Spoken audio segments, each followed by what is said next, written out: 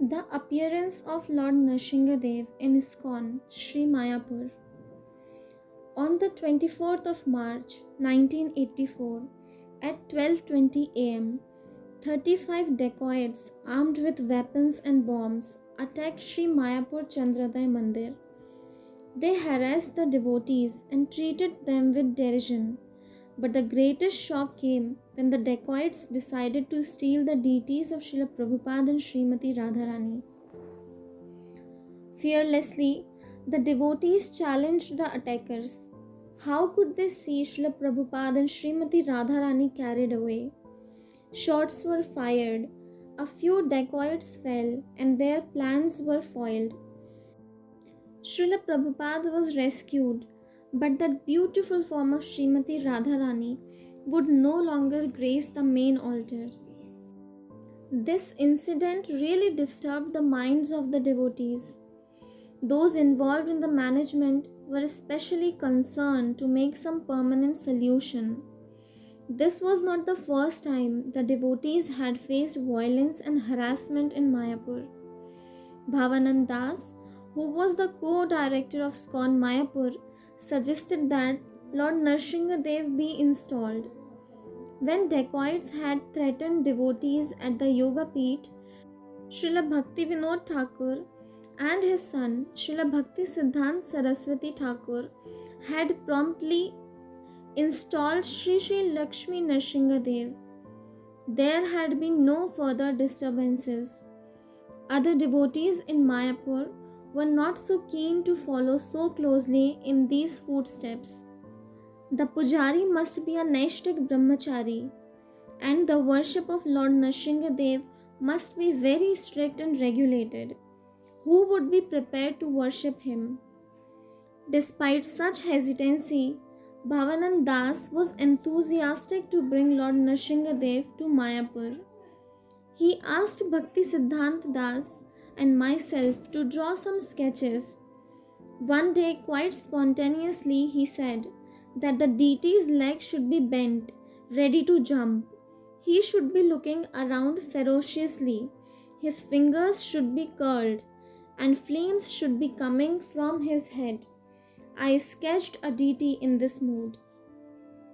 The devotees liked it, and Pankajangri Das agreed to worship him. Radhapad Das, a wealthy devotee from Calcutta, offered to sponsor the sculpting and installing the deity. It seemed Lord Nrsingadev's appearance in ISKCON Mayapur would be a simple, straightforward affair. Radhapad Das promptly gave rupees 130,000, and it was accepted that the deity would be ready for installation in 3 months. I left for South India to get things organized. By Krishna's grace, I soon found a very famous Sthapati. A Sthapati not only sculpts deities, he is also expert in temple architecture and engineering. The man was very obliging until I mentioned that the deity we wanted carved was Ugra Narsingha. He emphatically refused to make such a deity. I approached many deity sculptors, but the answer was always the same: no. I had made a number of trips between Mayapur and South India. 6 months has passed, but Lord Nrsingadev had not yet manifested in his deity form. Radhapad Das was very anxious to see Lord Nrsingadev installed in Mayapur. He asked me to visit the original Sthapati I had seen and once again plead our case. This time, the sculptor was a little more congenial and offered to read me a chapter from the Shilpa Shastra, a Vedic scripture on sculpture and temple architecture that deals with the different forms of deities. He read aloud some verses describing Lord Nrsingadev. A series of verses described his flame-like mane, his searching glance, and his knee bent with one foot forward ready to jump from a pillar. When he read this, I was amazed. This was exactly what I wanted. I showed him the sketch I had done. He was very impressed and offered to draw an outline based on the scriptural description, which we could use as a guide for sculpting the deity. He reminded me, though, that he would not carve the form himself. It took him a week to complete the sketch, and it was very impressive. I returned to Mayapur and showed the sketch to the temple authorities. Everyone wanted the same sthapati to carve the deity. Once again, I was sent back to South India to try to convince him. I went straight to the house of the sthapati. I was feeling very anxious. What could I do but to pray Lord Nrsingadev to be merciful and agree to manifest himself in our temple in Sri Mayapur Dham? I had hardly said 2 sentences when the man was very matter-of-factly said he would carve the deity. The story of how he came to this decision is interesting. The Sthapati had approached his guru, the Shankaracharya of Kanchipuram, about our request. His guru's immediate reply was, "Don't do it, your family will be destroyed." But then, after a moment's reflection, he asked, "Who has asked you to carve this deity?" When he heard that it was the Hare Krishna people from Navadvip, he became very concerned. They wanted Ugra Nrsimha. Are they aware of the implications of sculpting and installing Ugra Nrsimha? Such deities were carved over 3000 years ago by very elevated sthapatis.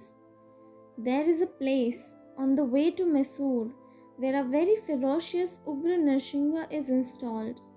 The demon Hiranyakashipu is torn open on his lap and his intestines are spilling out all over the altar. Once the standard of worship there was very high.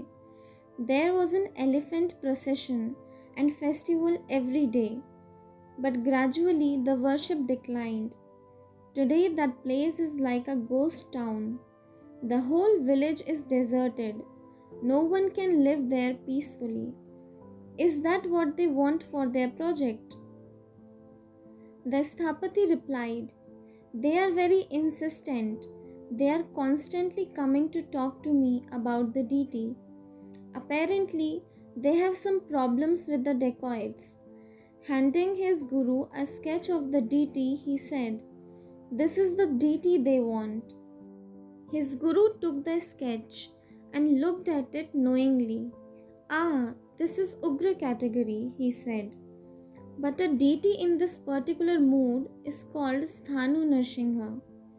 He doesn't exist on this planet. Even the demigods in the heavenly planets don't worship a form like this.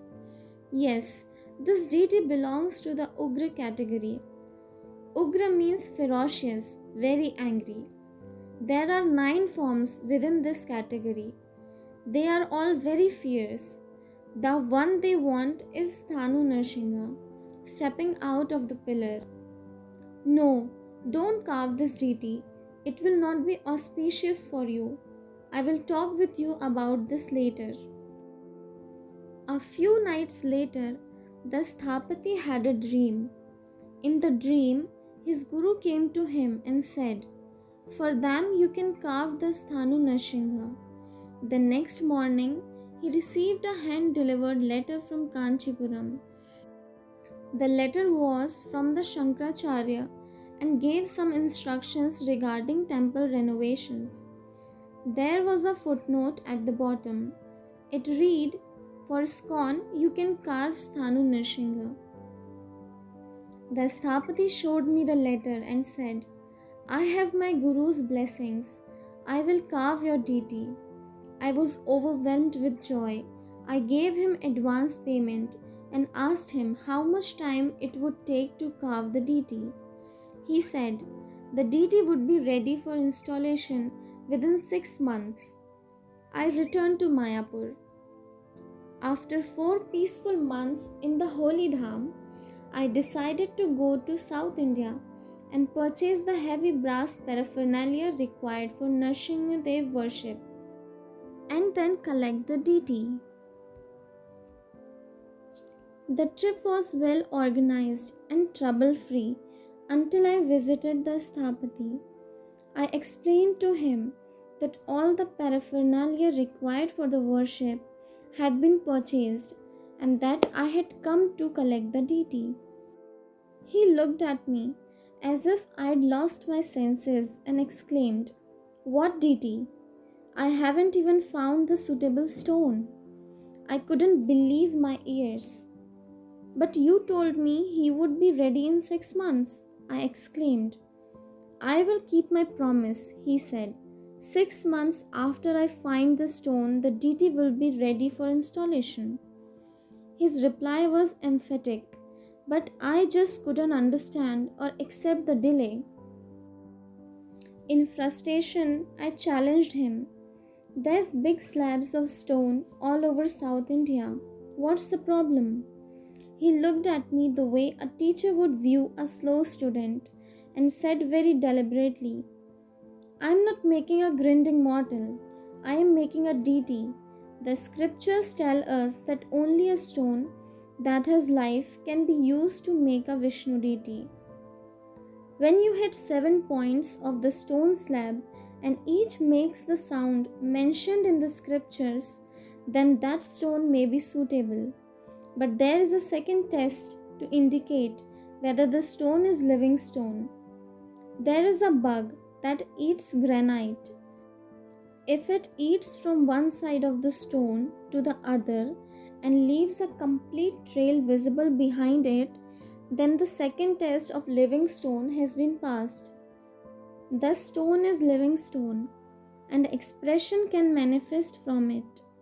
Only from such a slab can I carve your Nrsimhadev. Such stone speaks poetry.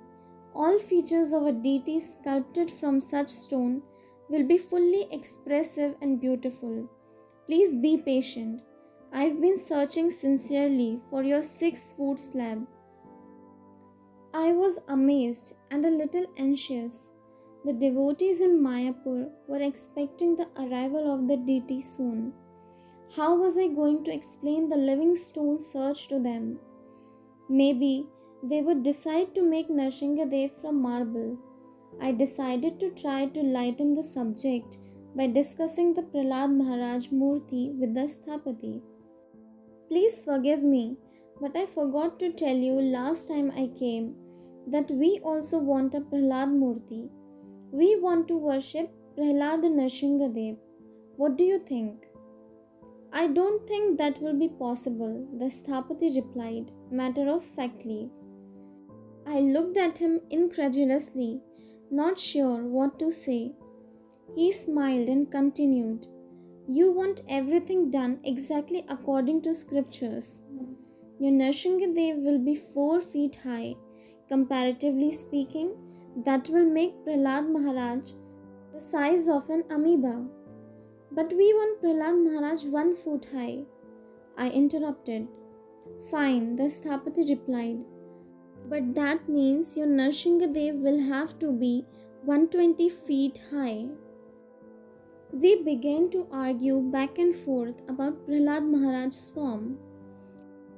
Finally, the Sthapati signed in resignation and agreed to make Prahlad Maharaj 1 foot tall. At least I now had something positive to report when I returned to Mayapur.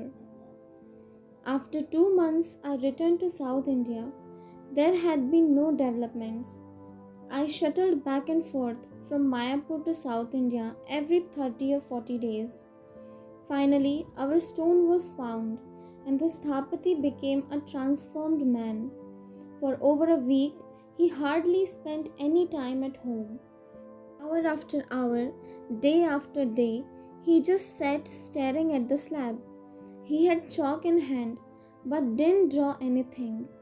He refused to allow his laborers to do anything besides remove the excess stone to make the slab rectangular.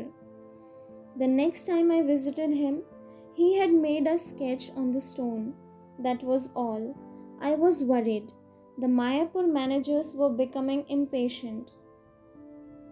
Are you sure this DT will be finished in 6 months? I asked in desperation. Don't worry, the work will be done, he replied. I returned to Mayapur only to be sent back to South India to check on some details of the DT. I found the Sthapati carving the form himself with intense care and dedication. At that stage, the stone had gone and the shape had come. The Sthapati had just started on the armlets. He took 2 weeks to carve them. All the features were so refined and delicate. I was impressed and very happy. It took the Sthapati a little over 12 months to finish the DT. When he completed the work, he didn't immediately inform me but decided to visit some friends for a few days. It was the monsoon season. There were few visitors, and he felt it safe to lock up Lord Nrsingadev securely in his thatched shed. 2 days later, his neighbors ran to inform him that the shed was on fire. There was heavy rain and everything was wet, but the coconut tree roof had caught fire. He ran to the scene to find Nrsingadev untouched, but the shed burned to ashes. Immediately he phoned me. Please come and take your DT. He's burning everything. He's made it clear he wants to go now. Enthusiastically, I traveled to South India, hired a truck, and half filled it with sand. I arrived at the Sthapati's studio, thinking this final stage would be relatively simple. I had foolishly forgotten that Lord Nrsingadev is a very heavy personality. He weighed 1 ton. After 2 or 3 hours, we managed to lift the DT safely from the shed onto the truck. To travel across the border safely, we also needed police permissions, along with signed papers from the Central Sales Tax Department, Archaeological Director, and the Art Emporium Directorate in Tamil Nadu. All the officers demanded to see the DT before signing the necessary papers. Once they took darshan of Lord Nrsingadev, they all became very obliging and efficient. We had all the necessary papers in hand within 24 hours. A miracle given the usual quagmire of bureaucracy found in government officers in India. The trip back to Mayapur was also amazingly trouble-free and peaceful. Our protector was certainly present with us. Usually the Sthapati comes on the day of the installation ceremony, goes into the DT room and carves the eyes of the DT. This is called Netra Nimilanam, opening the eyes. It was an exceptional case that our Nrsingadev Sthapati had already carved the eyes. He had not only carved the eyes, he had also done the Pran Pratishtha, a little puja and an arti. I am sure that is why all the papers were prepared so obligingly, and transporting the Supreme Lord was so easy. He was already present, and who would dare say no to Lord Nrsingadev? The installation of Lord Nrsingadev was very simple and lasted 3 days, from the 28th to the 30th of July 1986. I remember feeling apprehensive that perhaps the installation was too simple. The grave warnings of the Shankaracharya of Kanchipuram had deeply impressed me, but my mind was soon appeased by an awareness of loud, dynamic kirtan. Sankirtan Yagya, the only true opulence of Kali Yuga, was dominating the scene. I felt enlivened and satisfied. Lord Nrsingadev, the protector of the Sankirtan mission, had finally decided to manifest at Sri Mayapur Chandrodaya Mandir.